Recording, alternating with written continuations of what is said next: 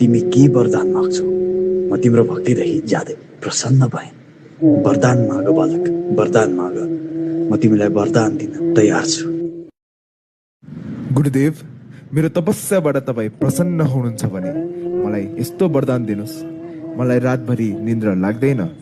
मलाई थोरै रोबक्स दिनुहोस् यदि तपाईँ वरदान दिनुहुन्छ भने। मूर्ख बालक, तँलाई रोबक्स वरदान दिन?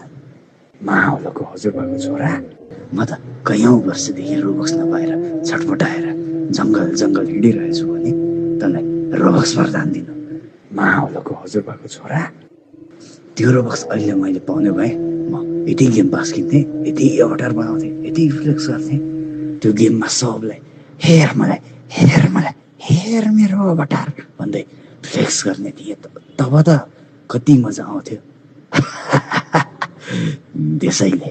त्यसैले रोबक्स त छैन। अब म धेरै रोबक्स भए पनि छोड्दिनँ। म चोर्छु तेरो रोबक्स। ए बा, रोबक्स नेपाल हुँदा हुँदै कहाँ मबाट चोर्न खोजेको के बा? अब चोर्नु पनि परेन, भिख माग्नु पनि परेन। हामी छौँ त रोबक्स नेपाल। किनौँ यति सस्तोमा दिइरहेछौँ, किन्नै पर्यो है त अब चाहिँ।